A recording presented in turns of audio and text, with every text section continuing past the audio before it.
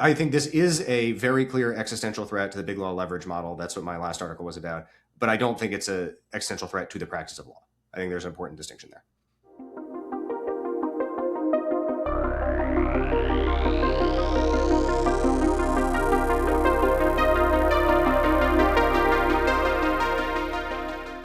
So earlier today on Polymarket, Moish, I give him credit, flagged this, that there's a new function called Rent a Human, where AI bots can rent human beings to render services on behalf of the AI in the real world. Did you see this? I did see that. It's quite the reversal of what you expect. So it just makes me think of vampire movies. Zach, is that well, how would that even it makes me think practice? of the movie Her, right, where sort of the most famous scene is more or less that situation. I didn't even make that connection. That's a really good point, actually. Yeah. There you go. That's excellent. Well, very proud guest, very proud B&O moment here. We have an AI specialist on, Mr. Zack Shapiro, the founder of Raines LLP, and dare I say it, kind of a thought leader in the AI space. We're very pleased to have you on. Thank you for joining us, and welcome aboard. Thank you for having me. Yeah. So before we get into some of the really captivating articles that you've been writing in recent weeks and months, why don't you tell us a little bit about your journey and about what Raines does and your focus on AI and how you arrived here? For sure. I had a weird career trajectory getting to where I am now. I graduated Yale Law School in 2016. I had a sort of very traditional early career for a litigator. I clerked twice in the Southern District of New York and the Second Circuit. Spent a year in between those clerkships at Davis Polk.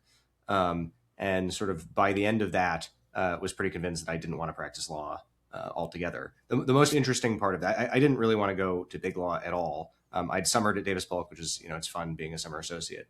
But by the time I left law school, I was pretty convinced I wanted to be, in like tech or business.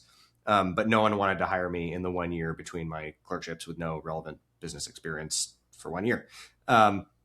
And so, going into Davis Polk, I had a friend who was at the time starting up a garage band crypto hedge fund and asking me what was at the time, pretty novel, interesting legal questions. And I kind of raised my hand at Davis Polk, if there's any crypto related stuff, I'd like to get involved. And I happened to get the timing pretty right on that. I was there through the ICO boom. And so that was cool, but big law, probably not my thing.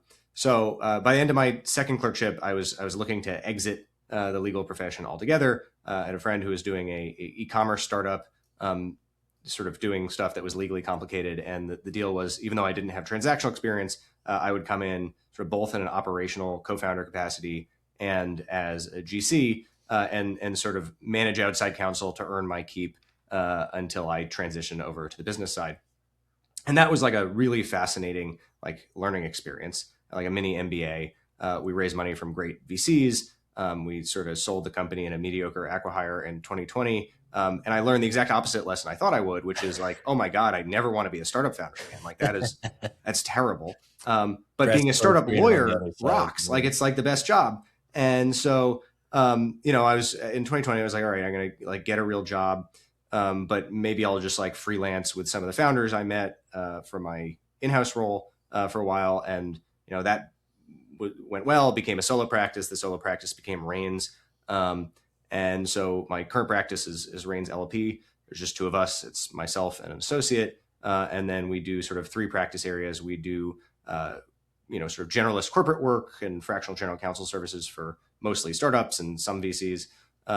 We do transactional work, mostly venture, a little bit of M&A. And then we do regulatory work sort of focused on our three biggest client areas, which are crypto, AI, and telehealth. Wow, really, really fascinating stuff, man. I'm not even sure where to begin. Moish is really the AI wonderkind, and we've been reading all of your articles, and I know we have a ton of questions. Moish, where would you like to start? Well, I think what I'll try and do is just go chronologically through the three articles that you've published. I think all of which have, in my sense of the word, gone viral. You can tell me the reaction, but maybe we can start there.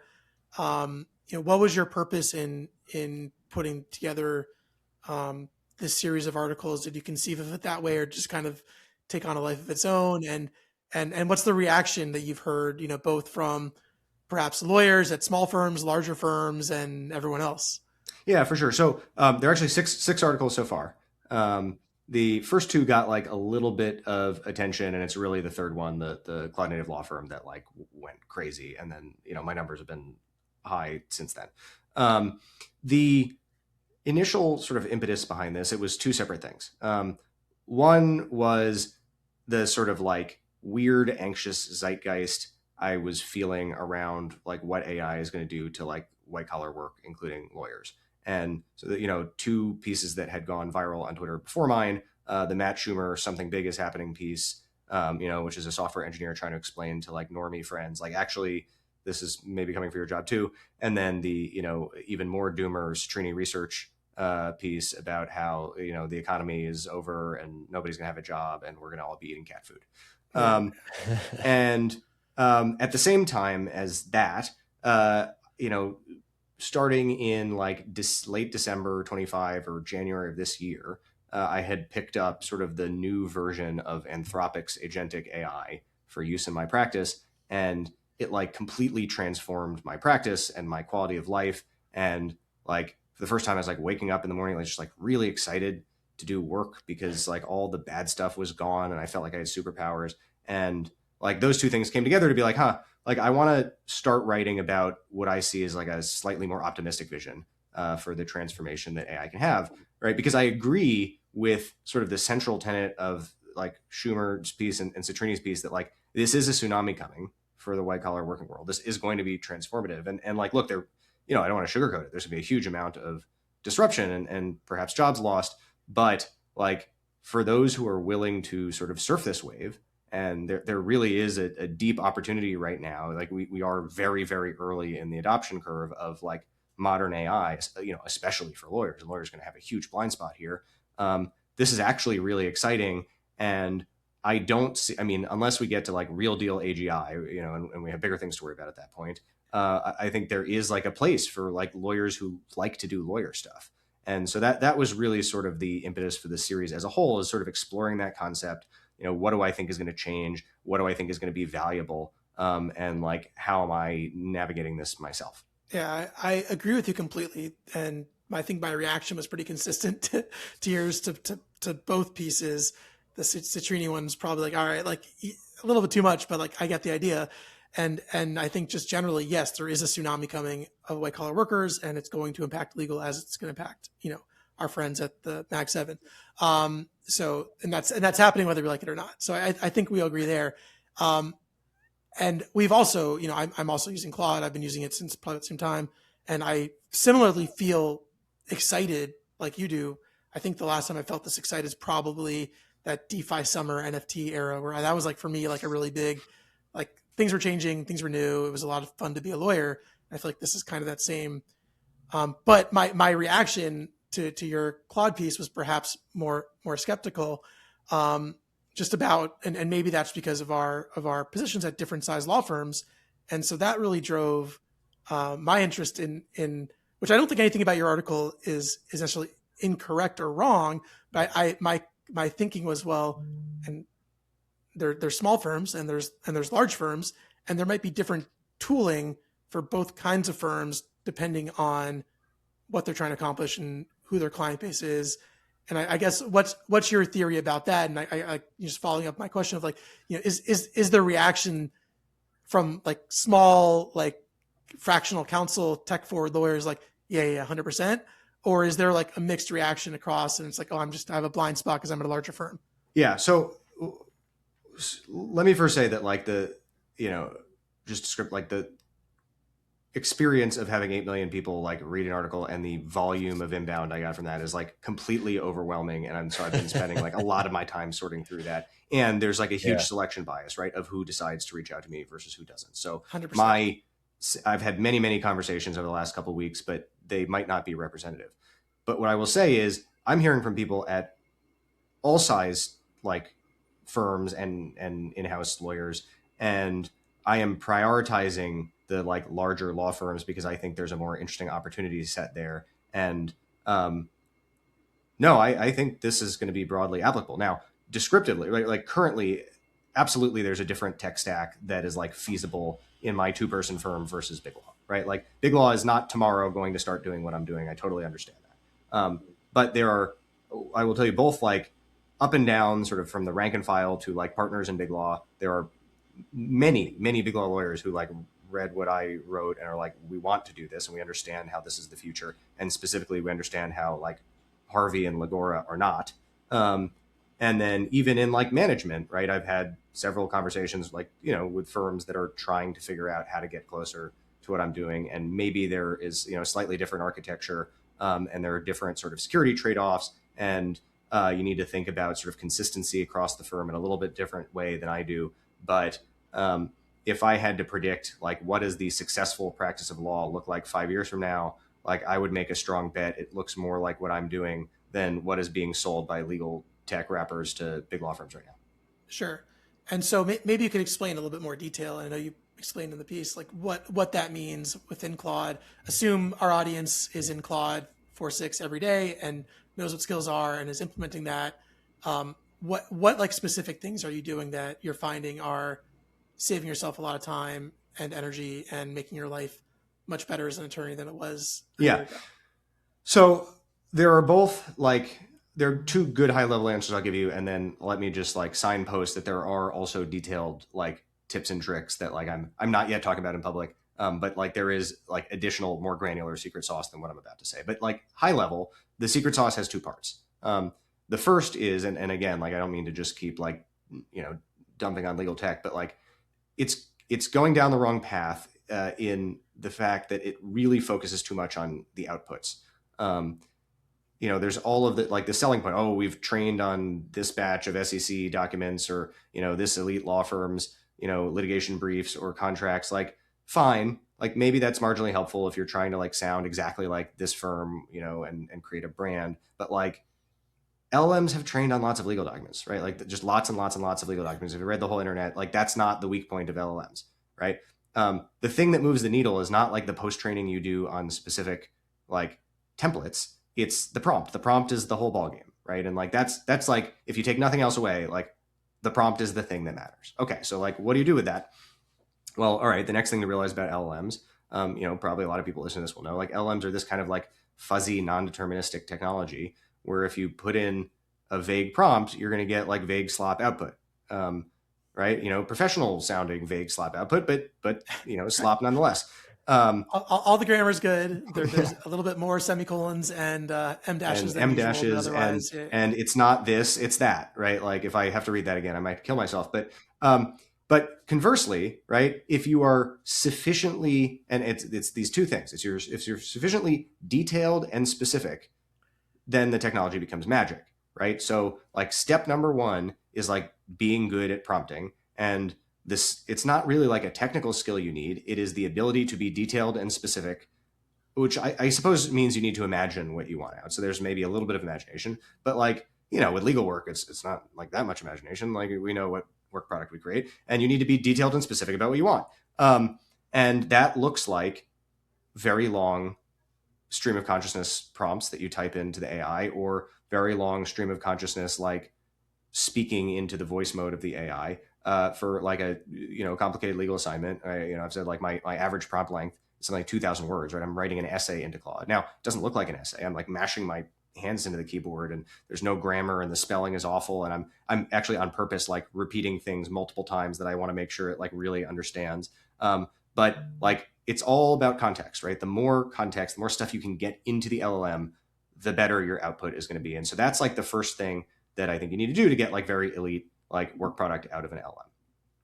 Then step 2, and like, and I think there are people, I don't think there are that many people out there doing 2,000 word prompts, but like where I think I'm maybe even more doing things differently is like, how do you like compound that with skills? And so, you know, like skills, if we're assuming the audience knows what skills are, like what I think one of the things I did differently than a lot of people is like, I just didn't bother reading the Anthropic skills document. I gave it to Claude, and I, you know, after like months of like getting good at prompting, I just pointed Claude at all of our chats together. And I said, like, pitch me on the 5 best skills you think will make my life better at work.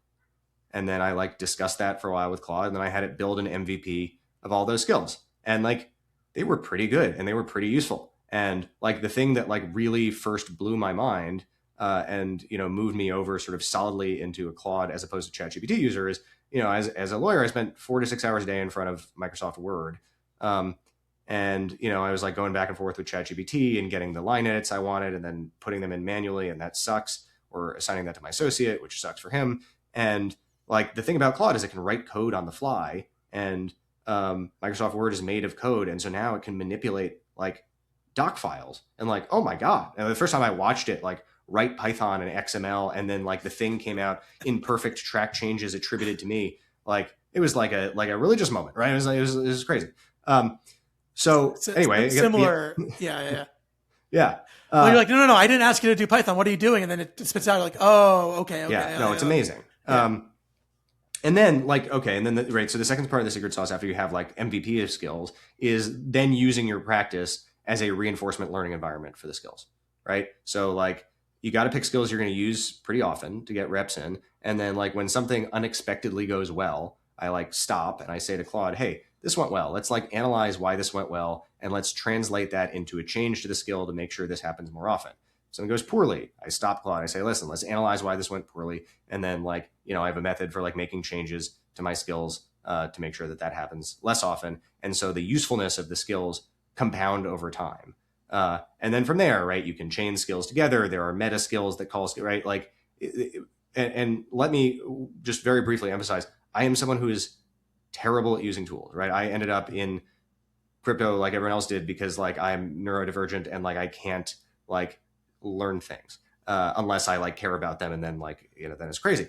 But in startup world, I've had clients try to get me to do like Jira and Asana and Notion and all of these like horrible things, and I can't do it. And what was very different about AI is like there's none of that. You just talk to it. You just imagine what you want and you describe it. It's like a really dumb genie where like if you specifically describe what you want enough detail, it will do it and it's magic. But if there's any room for error, like it's not going to be good. That's great. I love the self-reinforcement learning aspect of it. Is just I think fundamentally that's new, and that's where I agree with you. Seeing how Claude works is just, this is fundamentally new, because if you use it right and you continuously improve these prompts and you have it reflect and give feedback on itself and its output and how you're interacting with it, then you're just progressively getting better with every time you use it.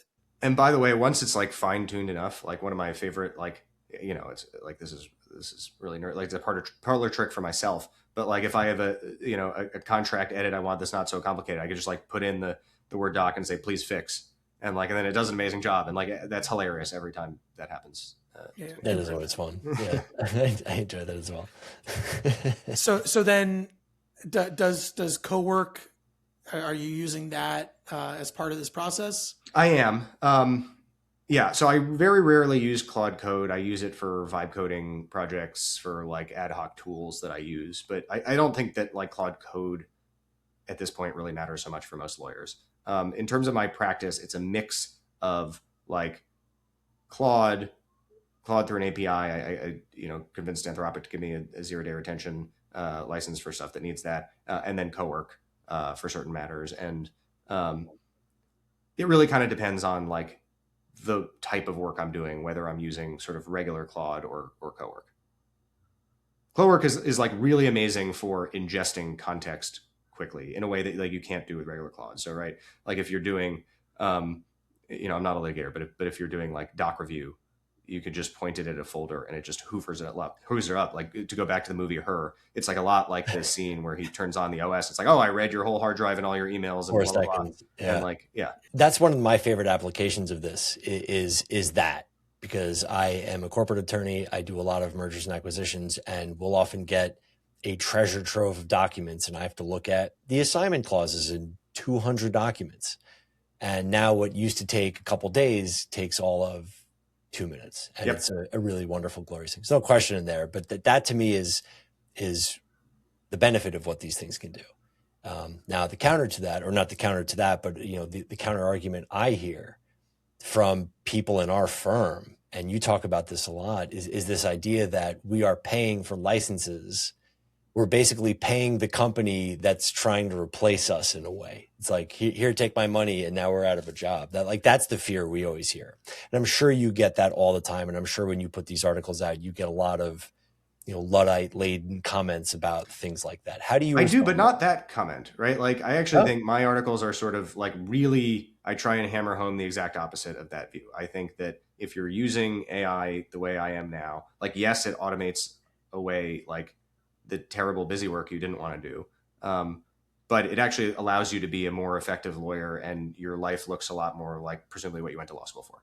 I don't think that the workflows I am doing are going to replace lawyers. Now, conversely, again, like, I feel very differently about the legal tech products, right? I think that, like, Harvey and Legora are not set up that way, right? Like, the Harvey founder, I think, was like a first-year associate for 1 year in big law. And then the Legora founders were not even lawyers. And I do think with those types of more opinionated rappers, you do find yourself in danger of being like, you're a cog in a machine that's like then eventually pretty easily replaced. I think if you're a lawyer working with the bare metal, like, I don't think anything about being able to point Claude Cowork at transaction documents and M&A and then very quickly getting the context that you need to advise your client is any species of like lawyers getting replaced by machines. See, to me, actually, when you put it that way, that's a bigger concern for the big law associates that have 2,000 hour, billable requirements, because now instead of a project that takes 20 hours, takes 4 seconds, what do they do? Yes, I think this is a very clear existential threat to the big law leverage model. That's what my last article was about. But I don't think it's an existential threat to the practice of law. I think there's an important distinction. I think that's very fair. And big law can deal with it, whatever. They're fine. Before we go there, we'll see. Yeah, right. They might not. That's we'll get there. But I do want to zero in on the Harvey Legora spellbook co-counsel. So we are a Harvey shop. We also do have a Claude enterprise license. We have an OpenAI enterprise license too, and we've adopted those at various times based on what we thought was right in the moment. I personally have used Claude Code and Claude Cowork, and I've been vibe coding and doing other stuff, primarily not for like substantive legal work, but for other legal adjacent projects, marketing projects, other things like that. But I've found that the way Harvey in particular works, and they're not paying me to say this, I just enjoy the product myself. I find it very useful. I've built workflows, and I think a lot of those workflows are very similar to what granted, you're using, I would say, Claude at a higher level than probably almost any other attorney. But the idea of a workflow and the idea of a 2,000 word prompt is fundamentally similar to what is like what would be called like a workflow in Harvey. And so, but I think the difference is it's much easier for a small firm or set cost aside. Let's just say these products are the same cost neutral. That not being a factor, to take a legal specific product and adopt some of the best things of Claude and then drop that into a legal environment. I do think that the vertical product has a leg up in different vectors versus a general purpose product. And so, what is the leg up? What is the leg up? I think that there's some things about Claude that frustrate me as a purchaser. Before which they did recently, enabled enterprise with one click, you had to get a human to like grant you a magic license. And if you couldn't get a human on the phone, which nobody could at Anthropic for like the last couple of months, that was a difficult process, which seems silly. They've solved that. But the idea is that with Harvey, they have sales reps. Yes, they're trying to sell you something. And they have, as I saw you tweet, like sponsorships to the Dallas Mavericks, which like, great, they're spending my money. Fantastic. But they also means they have people that are there that when you have a problem, when you want training, when you want to change custom admin settings, when you want to do all sorts of things, you have someone that is responsive to you in an enterprise setting. I think that's useful. Whereas Anthropic, at least for now, doesn't have that. They have like one dude doing their marketing, and that's cool. Like I love that. But like maybe you want more of a service type product, and so that's one thing that concerns me. Yeah, so at least of the three things you mentioned, right? So the first is it was hard to get an enterprise license. Like it seems like that's fixed. That seems like a completely tractable problem. Two, you mentioned sort of like the mark. I mean, like it just feels a little bit like Harvey is like pulling a Richard Hart with your guys' money. fine. Like if that's exciting or like that makes people happy to see the Harvey sponsorships, I suppose that might have goodwill. I don't know that that is like helpful. And then customer service, like, I don't know, like when I am stuck in like how I use Claude, I find actually like Claude is incredibly helpful explaining how to fix it. And that's faster and cheaper and better than like waiting for a random CS person on the phone. Um, and then I just think that like the expressivity of the skills in free form, like I just don't think it's a one size fits all. I think that like to the extent that the wrappers are prescriptive or opinionated, that just feels like a huge net negative. Like forget like if they're the same price, like you couldn't pay me enough to like add a layer of like muck or like here are your options on top of like the AI experience I'm having now. And again, like I'm someone who's bad with tools. Like it's just really not hard, right? It's not. You just need to be willing to do it, and you need to like fully go native and commit. And like there absolutely is like compounding and personal economies of scale to like leaning into the tech, giving it more context, refining your skills. But I think those are best done at the personalized layer, right? And you know this idea of like you can be a 10x lawyer. Like I just don't know that you're gonna be fully a 10x lawyer if you're building like workflows within a thing that is like meant for the engineer's idea of how lawyers should work. Now, could there be a legal tech product that does it better? Theoretically, I do believe so. Like, look, that I'll be honest, like that is one of the things I'm thinking about now. Like, is there a thing you could sell to Big Law that provides this experience with like a little bit more hand holding than the bare metal? Like, maybe. I don't think it's in the market right now. Yeah, and I would imagine, yes, they're spending sponsorship money on sponsorships and they're trying to grow brand and scale, but a lot they're of really good at selling like that. I will absolutely hats off at the valuations and the size of their raises. Fantastic. Yeah, we saw Legora also raise like $500 million this week, and yeah, that's quite the Series D for like a 1-year-old company. Right, not bad. exactly. Yeah. But then I think the other part that concerns me, which I think Harvey does solve for, is 6 months ago, like ChatGPT was the best thing, and then like 3 months later, Gemini was the best thing, and now Claude's the best thing, and like maybe that'll persist, maybe it won't. Harvey gives you another layer of aggregation of, as a purchaser, I don't need to go as I did buy ChatGPT, and now I'm like, oh, I want Claude because it's better now, and I got to figure out what the best tool is, and then if I have all my skills and integrations in one tool, I got to transport them to another. Again, maybe that's solved by you just ask the tool to transport it from the program. Yeah, I mean, but I first do think of all, there's this first of all, aggregation layer where right, you're trusting Harvey to say, okay, you go out and you find the best models for legal work and you bring them to me and apply them to my platform. But Harvey doesn't know what the best models are. Harvey's pushing people. Harvey, invested in by OpenAI, like my understanding is like kind of mostly pushes ChatGPT. It doesn't give you the like full agentic Claude experience. Like, but by the way, like if we're talking about price, like you can have all of the leading models for cheaper than Harvey, and then you don't need to decide which one to buy. Just buy them all, and you'll save money.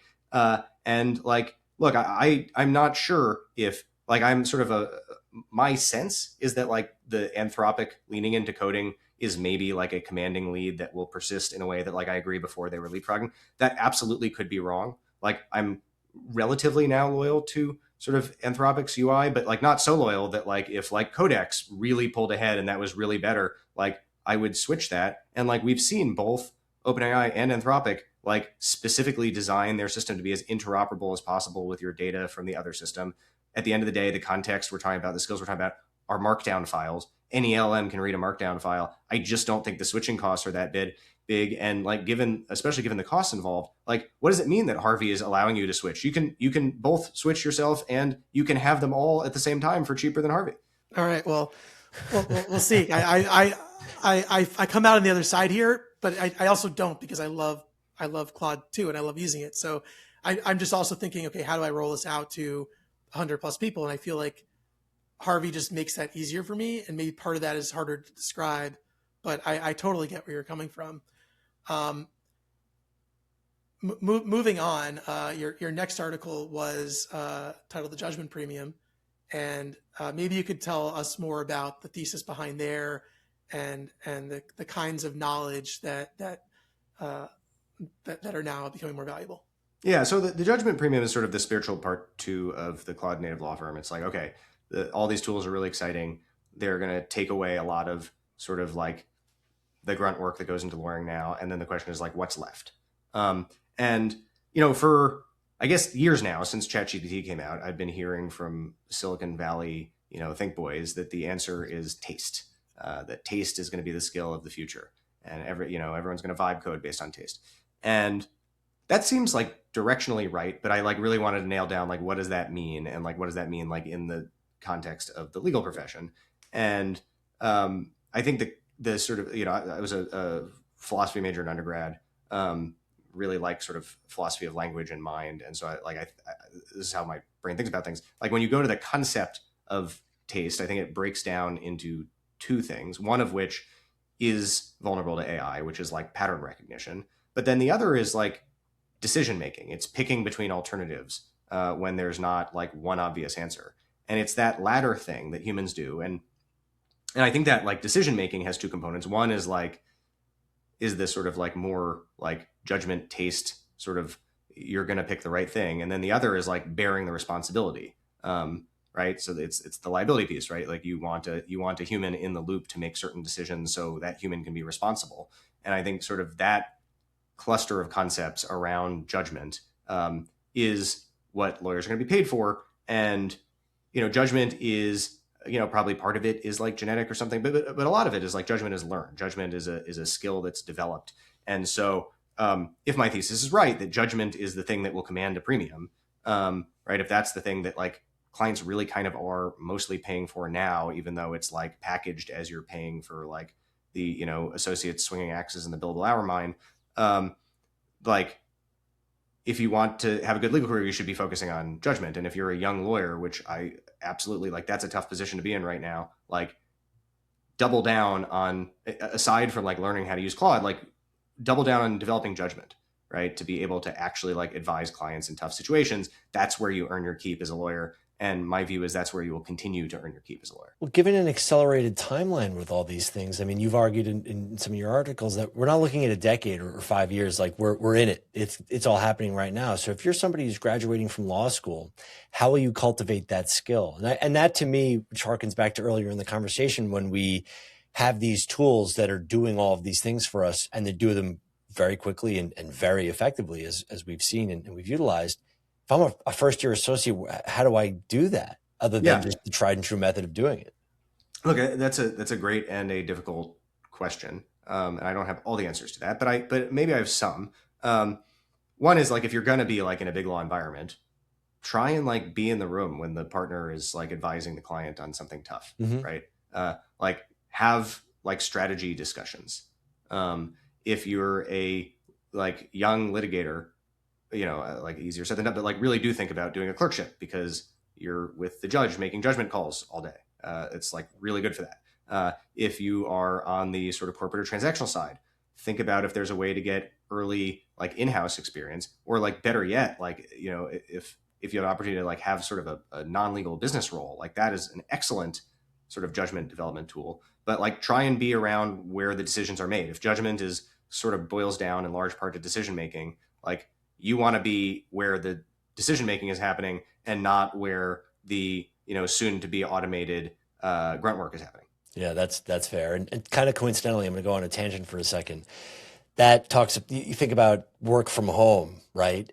Today, it's March 13th, is the 6-year anniversary that New York shut down for the pandemic, which is wild to think about. But what happened with the pandemic is we all worked from home. And then afterwards, everyone was like, well, I kind of like wearing pajamas sitting in this meeting. This is kind of nice. And full disclosure, I am wearing sweatpants. But I've come full circle. I don't like working from home anymore. I prefer being in the office. And for the young attorneys that we've been training, we don't dictate, we don't mandate that they be in the office, but we strongly encourage it for the reasons that you've mentioned. And I completely agree with that sentiment. You got to be hands-on. I think that's kind of a boomer take, to be honest. So I've personally been working from home since March of 2020. I would never give it up.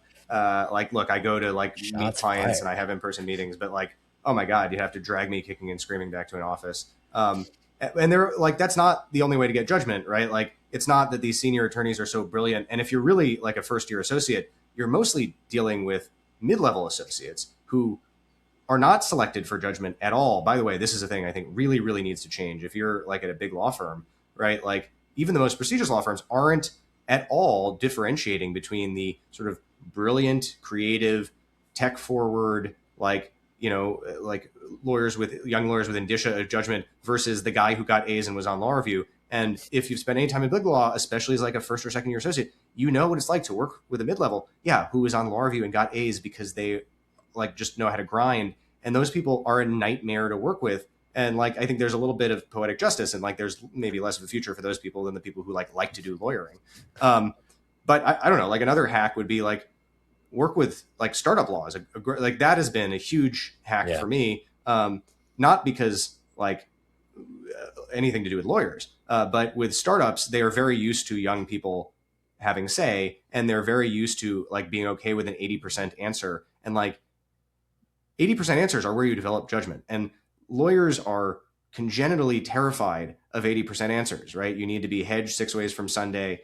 And like for your Fortune 500 clients, like you need 8 memos and you need to be 100% sure. And like, that's not what it's like. You know, when I started doing startup law, someone described it to me as like, you're the bouncer at like a strip club. Your job is to make sure like the real police don't come.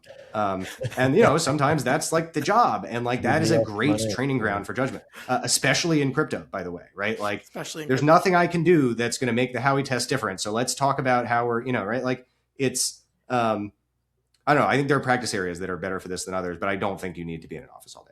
On the issue of taste, I'm curious what your thoughts are on the idea of I as an attorney have worked and have developed a voice and the ability to write and have my own way of thinking. And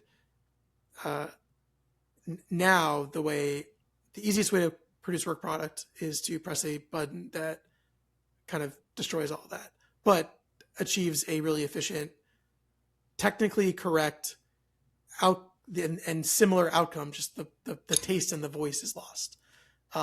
And I find myself struggling with, well, this is the correct answer. This is done most efficiently. And here it is with what happened to, you know, decades of experience of learning to write and having a liberal arts background and all these things. And so I'm wondering how you think about that and how you'd advise, especially, you know, carrying off that last question of the young attorneys. How do you learn to not just develop judgment, but also taste and the ability to think and write? Yeah. So I think this is also just completely a false dichotomy and like not a problem, right? So like, look, I did a lot of education to learn how to think and write. I went to Williams, which is a liberal arts college. I spent a year at Oxford. I went to Yale Law School. Like I did a lot of time like thinking and writing. I also use AI for everything. All of my pieces are written using AI. The distinction here is not between writing and getting good at writing and using AI. That is just a false dichotomy. The distinction is, are you going to abandon all of your judgment and just let the AI run? Or are you going to do all of the difficult cognitive lifting that good writing entails and then put that in the AI to make the work product even better? And like, I absolutely don't think you need to forego AI in order to be a good writer, become a better writer, like do really interesting, satisfying writing. Like you need to both use AI and do the cognitive work. Like the problem is the slop when people don't do the cognitive work. But the problem there is the not doing the cognitive work. It's not the using AI. The AI is just like it's a temptation to not do the cognitive work. And I agree with you, right? And you know, I've created articles with AI that are obviously created with AI. I still occasionally write stuff without AI, but not very often. I had back whenever in 2023, I believe it was the first blog post using ChatGPT 3.0, which was when I submitted. It's like I'm with you on that. But then every once in a while, I read an article that is clearly written by a human and clearly has a voice and clearly has a human voice of that author. And I feel like that will become diminishing. And I guess my question is, does that matter? People tell me it does. When I talk with other attorneys, they say, oh, well, you wrote that with AI. I'm like, yeah, I know, but yeah, I think I'm just going to take the stronger like version of the position and be like, I just don't think that like these things are necessarily incompatible. Like a lot of my writing process with AI specifically is working hard to make sure the AI understands my voice. And I don't mean like I'm giving it a bunch of examples of my writing for context and asking it to parrot me. I mean, I am going in and explaining at length, at like tremendous length, here is like how I think about things, and here are how I want things to land. And here is like, if I was a writing tutor and I was explaining to someone how to write, like that's the level of detail for pages and pages and pages and pages. It's not like train on the data set of my writing and like imitate me. And I think the former can be considered having a writing voice, even if like one draft of the prose is generated by AI. Like I just think that distinction is going to fall away. Maybe not. Like we all know what like clearly AI written stuff looks like, and it's intolerable, right? Yeah. And people are going to be allergic to that. And so, yeah, not sounding like that is really important.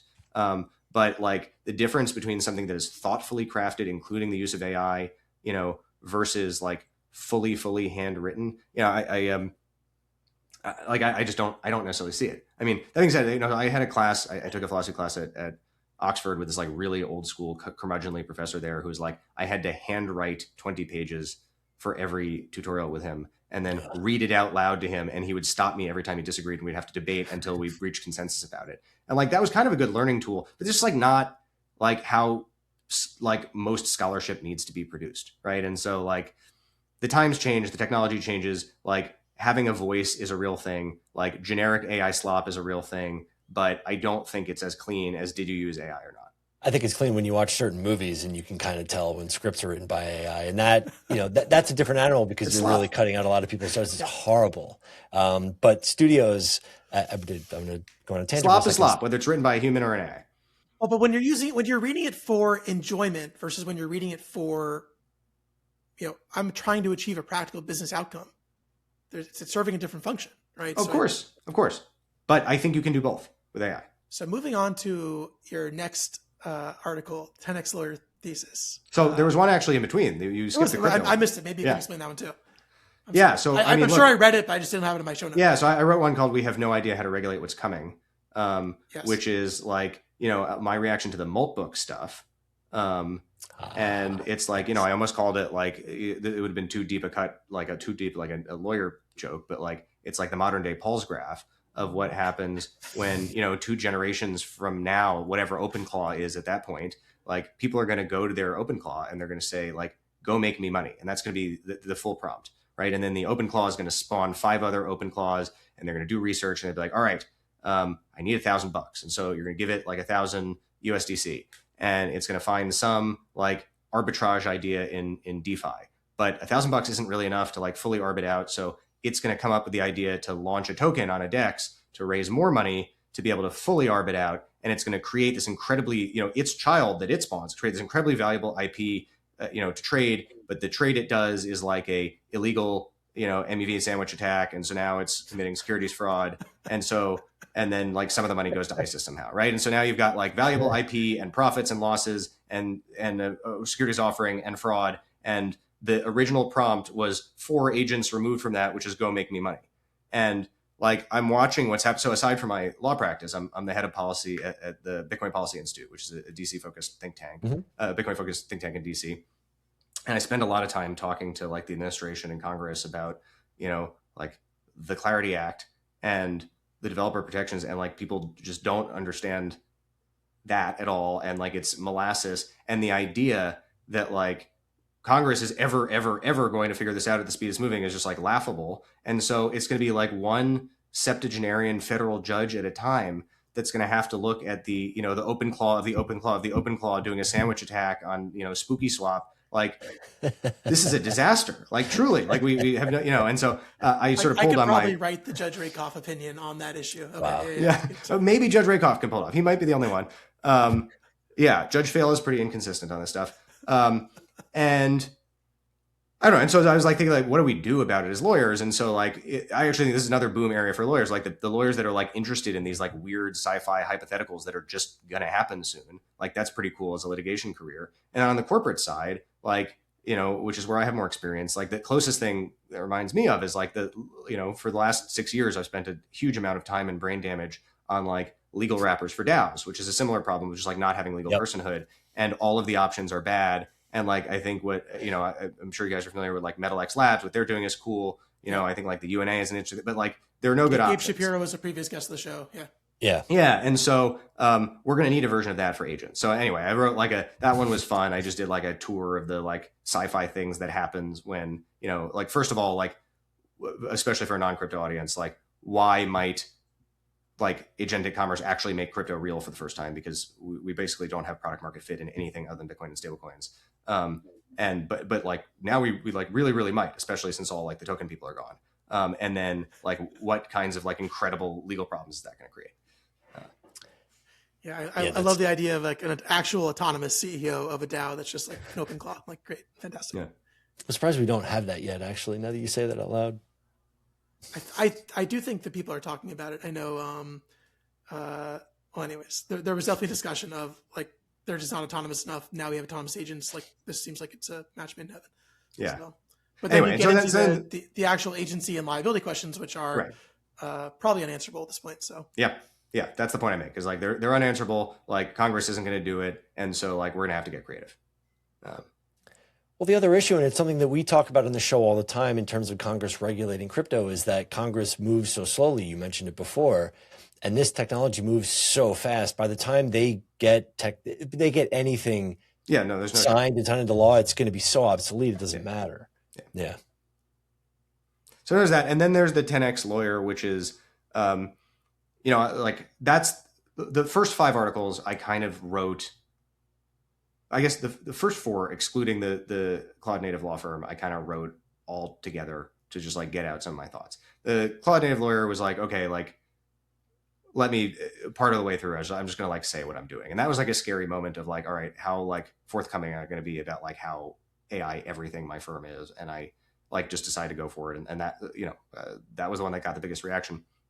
And then the 10x lawyer is the first one I wrote sort of after the Claude-Native law firm was really successful. And that was based on some of the conversations I was having with people in big law who, were asking like, what does this mean for us? And I would say, to like generalize the conversations I've had with people at like the most elite law firms, is like, they understand like kind of that this is that this is a tsunami and it's coming.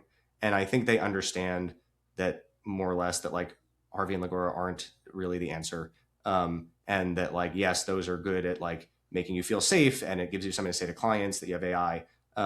But like, they're going to need to do something else. And like, maybe that something else is developing a proprietary in-house tool, or making, like I think Cleary like acquired a AI company or something. But they don't really like know what to do. And so like, we're having conversations about like, what does this mean for hiring? What does this mean for whatever? And so that piece really focused on like, okay, like what does this mean like for the practice of law? That's where I sort of most clearly spell out the like my anti-legal tech wrapper thesis. But also like more importantly, like the major assumption that underpins big law is like you make money through leverage, right? In a litigation matter. Like, yes, there are all these headlines about, right, $3,000 an hour partners, but like the partner only has so many hours in a day, right? The money is not made from the partner's billing. The money is made from the army of junior associates that you bill $1,000 an hour, which is crazy, to do grunt work, right? To do due diligence and doc review. And like, there's just no shot that survives for 5 years. And that's not to say that like big law is going away, or that like some of the most amazing like AI lawyering won't happen inside of big law, but it does mean the big law business model is going away. Like that's just definitely true. And instead, right, what comes next is this idea of the 10x lawyer. In software engineering, right? Like the idea of a 10x dev has been around for a long time, and people understand there are just like vast differences in productivity among people just based on talent. And I think that kind of does exist. Well, not the productivity, but the vast differences in talent exist in law, right? Like you meet lawyers who are just like, they're different, they're built different. Yes. How different is that 10x engineer concept from the fact that there is someone that actually does command, $3,000 an hour rate, and there's people lining up to pay that? And is that not that same concept? Well, they're like the $3,000 an hour rate is not that much different from the next partner over who's not actually a 10x lawyer in terms of talent, right? Like there aren't, right? Like, yes, like there is a quality bar for being a senior partner in big law, but like it doesn't differentiate between the Michael Jordans of the legal space and, right, and someone who made partner for some other reason, right? And like, and it doesn't translate into productivity in terms of output because you have to manage a team. And the people who are paid best in big law are actually not necessarily paid because they are monster talents. They're paid because we have horrible constraining legal ethics rules about non-lawyer ownerships of law firms and commissions. And so they're paid to be salespeople, right? At the end of the day, a rainmaker is a really good salesperson. And maybe what they're selling is their own talent. And I think in many cases that's true, right? That's why they can sell. But that's not necessarily true, right? Some people are just like, they have really good client relationships, and that's what you get paid for. And I think, I mean, sure, there will still be some of that. Like, I think that's starting to change with like big venture funds are starting to get interested in the Arizona MSO thing. But there will be actually 10x lawyers in terms of productivity. And that I think is what is going to replace the current leverage model. And I'm somewhat agnostic as to whether that's going to play out inside big law firms or outside big law firms. I think that's a really interesting question that I don't know, but I think that's what will play out. I think it's both. And I think you're going to see it like with firms like Cleary. I don't know if it's going to be Cleary, but the idea of a lot of this incubation is going to happen within big law and a lot of it's going to happen without, and there might be winners and losers on both sides of that, right? Yeah, it could be. But like, I don't know, like the race is going to be on to find who the actual 10x lawyers are, right? I think that's really exciting. I think the ability to like express talent in law is going to be cool. Now, the flip side of that is like, boy, is it not going to be egalitarian, right? It's going to be the classic K-shaped economy we're seeing everywhere else. And so, I don't want to be too sort of like glib or gleeful about this, but in terms of like what humans are going to be able to do, like that part is like really genuinely exciting. Wow. Fascinating stuff. I mean, we want to be respectful of your time, and we are bumping up against our hour here, but what's next up? What are you working on? And what is the next 6 months going to look like? Normally I say, what do the next 5 years look like? But we don't have that kind of time. Yeah, I have no idea what this next 6 months looks like. This has been like really overwhelming. The response to this has been really cool. I've had, like thousands of people reach out to me. And so like, apologies if like, I'm sure I've missed like a lot of that. But I have some like very cool new sort of AI forward clients already. And like like I'm working in like GitHub with like legal requests through GitHub with clients now. So like I'm going to continue to iterate on sort of like the tech and the way I do stuff. I do feel like now that I've like announced like, all right, here's how I'm doing things, like people will figure out some of this stuff. And so I definitely feel the pressure to like beyond to the next level of like what is possible with technology. And then, the technology is changing every couple months, if not every couple weeks. So, TBD what that looks like. And that'll be really exciting. What I'm trying to think through now, like to be totally honest, is, is there a sort of what's the highest leverage thing I can do with this now? I both mean sort of personally and selfishly, but I also mean in terms of like, there is this tsunami coming. It is coming for law. Like the change is going to happen. I actually do have like a sort of strong viewpoint here that the like current setup with how AI is like disrupting law is like not going to be good for lawyers, and you're going to like be a cog in a machine, and it is going to replace you. And I do think there is this different way of doing things. And if I can play any part in like bigger than my own practice, helping people know that and exploit that and experience that, like I really would love to do that. And so like, I don't know if that's some sort of like consulting or forward deployment business model, or, like God help me if it's like a startup. But that's what I'm thinking about. And so, I would like to find a way, right? Like it's amazing what I like am able to do now using AI for my clients, but that my only like personal time and attention only scales so far. And so I'm never going to be able to have with a 2-person law firm, especially doing startup law. Like it's different if you're doing large litigation or like very large corporate matter, like transactions where like, okay, you're replacing a lot of people with your judgment. That's not my practice. And so what I'm working on now is like, what is the scaled version of what I'm doing? Super fascinating. I loved this conversation.